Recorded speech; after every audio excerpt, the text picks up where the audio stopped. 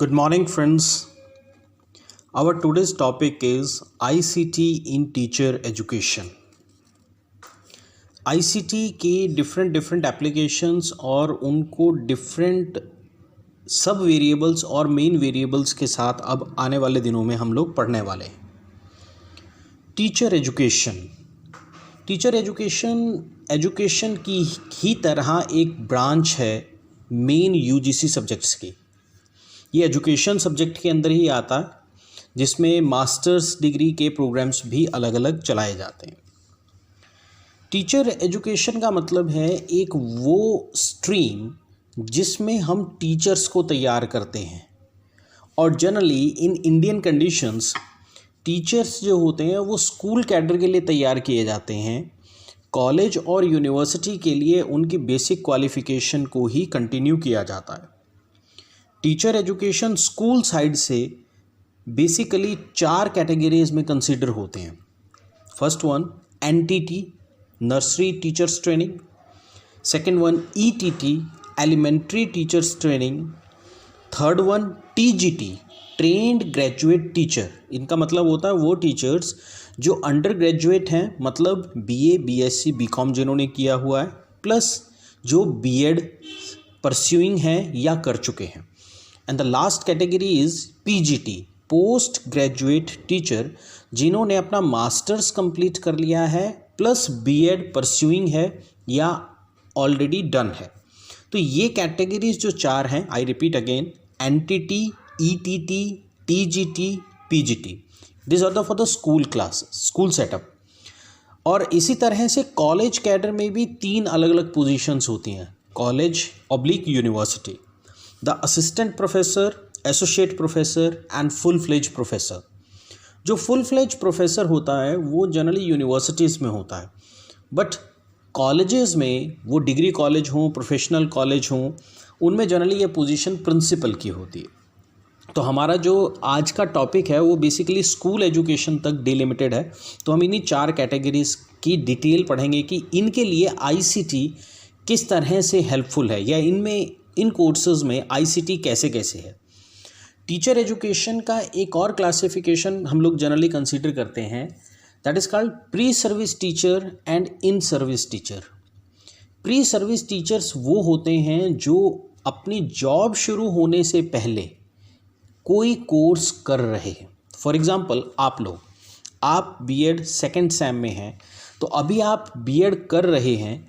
After the completion of BEd, क्योंकि आपने under graduation या पोस्ट ग्रेजुएशन पहले से कंप्लीट किया होगा, इन दोनों में से कोई एक, कुछ बच्चे ऐसे होंगे जिन्होंने दोनों कर रखे हैं but not to all, plus BEd appearing आपके केस में कंसिडरिंग होगा।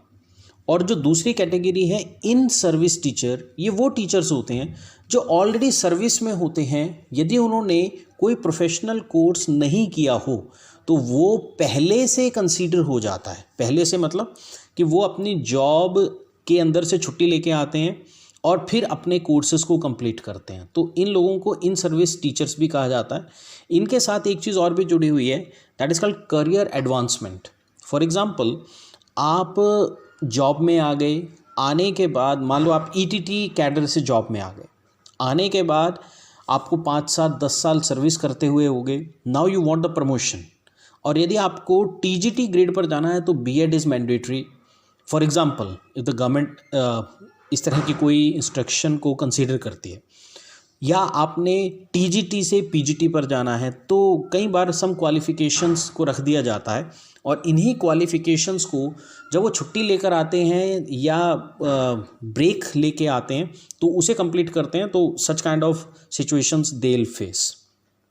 अब सवाल ये होता है कि हम लोग इन कोर्सेज में आईसीटी को कैसे कंसीडर करते हैं। उसके लिए पहली एक बेसिक चीज़ जो हम सभी को आनी चाहिए, क्योंकि मैं एक टीचर ट्रेनर हूं, तो मैं अपने लिए 4 ऑब्जेक्टिव्स तय करता हूं।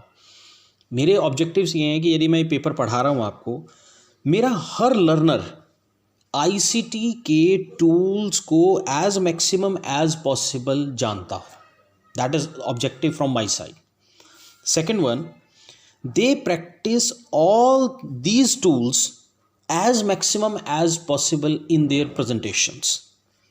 Third one, ये जो भी प्रेजेंटेशन बनाएंगे आप लोग, उन प्रेजेंटेशंस को आप अपने कंसर्न टीचर्स के साथ डिस्कस करिए। और ये हो गया third objective, discussion is very important.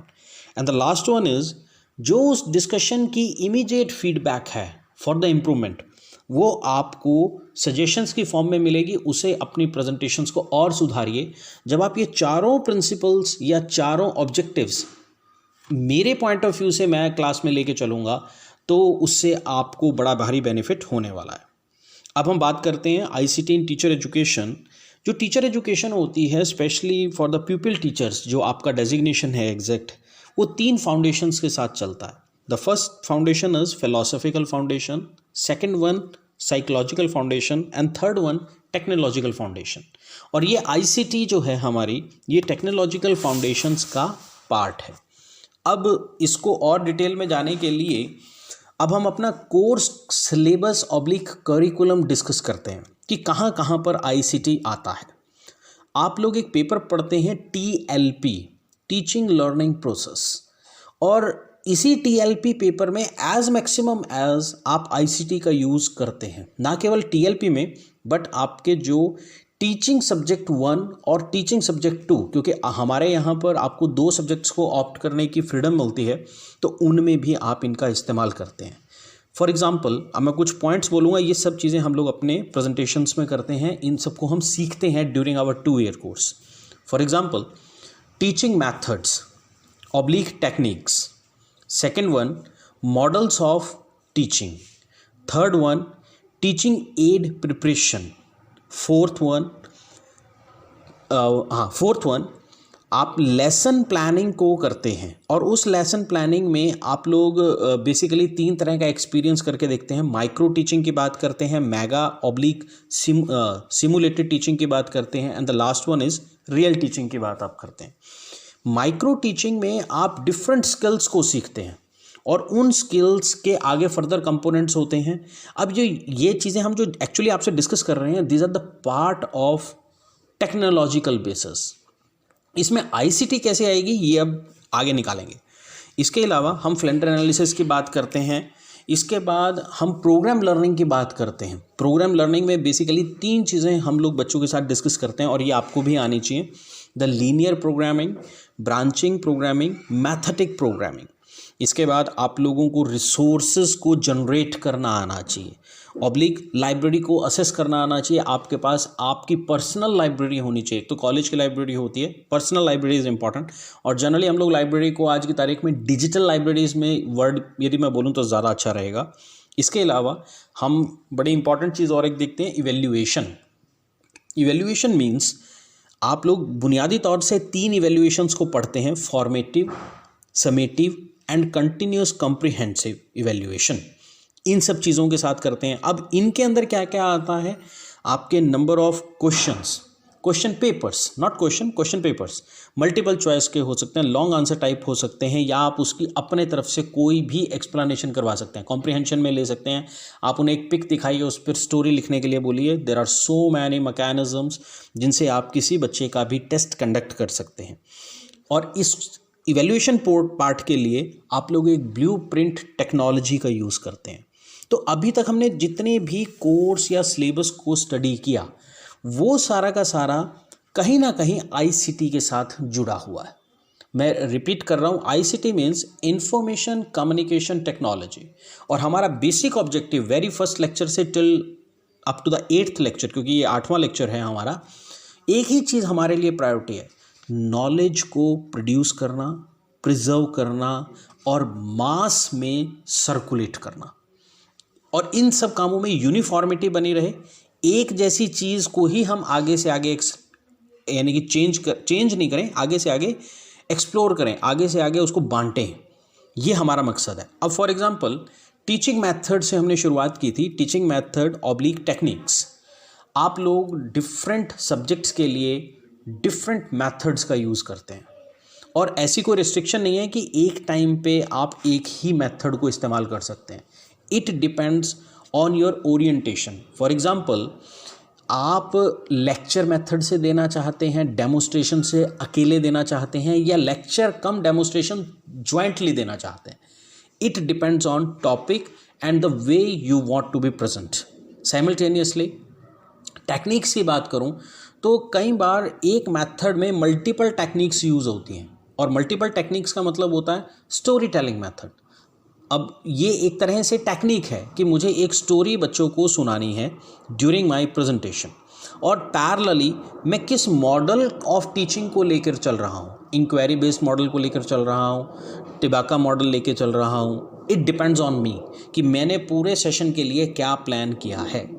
Simultaneously if I go with the teaching ads, ये टीचिंग एड्स भी अपने आप में बहुत वर्सेटाइल और बहुत बड़ा टॉपिक है, बट आप इस समय के लिए सिर्फ ये जान लें कि इनमें आईसीटी भरपूर प्रयोग होती है, और लेसन प्लान्स में स्पेशली माइक्रो टीचिंग स्किल्स को प्रैक्टिस करना आईसीटी का सीधा सीधा एग्जाम्पल है।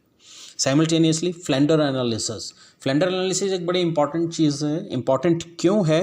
क्योंकि फ्लेंडर में आप टीचर स्टूडेंट के 40 मिनट के क्लासरूम को एनालिसिस करते हैं, जिसमें आप ये देखते हैं कि टीचर ने क्या किया। जैसे उसमें एक सब पॉइंट्स आते हैं टीचर में, आपको शायद याद होगा मैंने अपने पिछले लेक्चर्स में कहा था कि एक 10x10 की मैट्रिक्स फ्लेंडर में इस्तेमाल होती है, और वो 10x10 का मतलब होता है कि 10 पॉइंट्स होते हैं जिनके ऊपर हम स्टडी करते हैं क्लासरूम को, जिनमें से 7 पॉइंट्स टीचर के लिए होते हैं, 2 पॉइंट स्टूडेंट के लिए होते हैं, और एक सिंगल पॉइंट साइलेंस के लिए होता है। तो टोटल 10 हो गए। ये जो 7 पॉइंट्स हैं इनको 2 क्लासिफिकेशंस में बांटा जाता है। The first classification is teachers indirect behaviour and the second point is teachers direct behaviour. तो इनडायरेक्ट बिहेवियर में जैसा पहले बोला गया था, टीचर के केस में 7 पॉइंट्स होते हैं, तो फर्स्ट 4 पॉइंट्स टीचर के इनडायरेक्ट बिहेवियर का पार्ट होते हैं, और लास्ट के 3 पॉइंट्स टीचर का डायरेक्ट बिहेवियर कंसीडर किया जाता है। तो इनको सिस्टमैटिक वे से हेल्प करता है आईसीटी।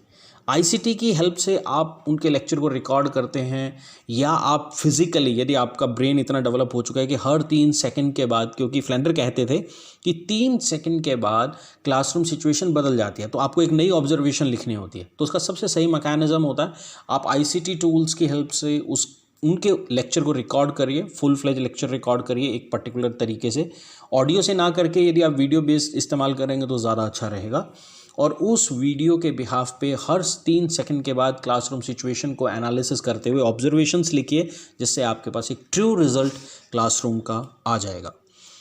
रिसोर्स जनरेशन एक टीचर के लिए सबसे ज़्यादा ज़रूरी होता है कि वो एज मैक्सिमम एज रिसोर्सेज को जनरेट करे।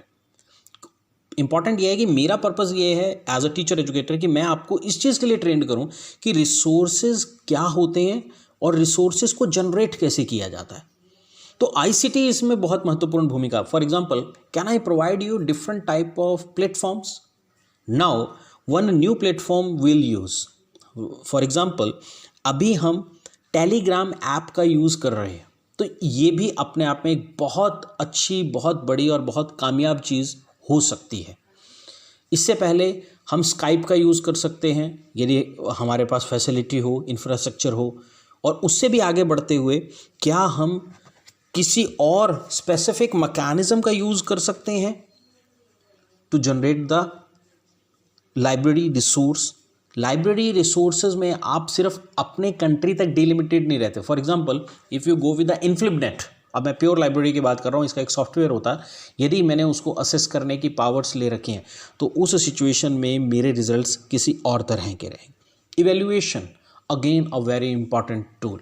विदाउट इवैल्यूएशन आपकी टीचिंग का कोई मतलब नहीं है। फॉर्मेटिव इवैल्यूएशन करना है, समेटिव इवैल्यूएशन करना है, और continuous comprehensive, that is a mandatory and compulsory by the in the government institutions also. So इनको बनाने की टोटल विधि आईसीटी की है, आईसीटी पर बेस्ड है, and so on. And the last one, एक बड़ा इंपॉर्टेंट वर्ड मैंने कहा था और ये आपके लिए एक असाइनमेंट भी दे रखी है, ब्लूप्रिंट। मेक अ ब्लूप्रिंट, और उसके बिहाफ पे आप क्वेश्चन पेपर को डेवलप करें। तो ये आईसीटी इन टीचर एजुकेशन का एक ब्रीफ था आपके लिए। Hope you get the points और आप इनको और एलेबोरेट करने की कोशिश करेंगे। Thank you very much.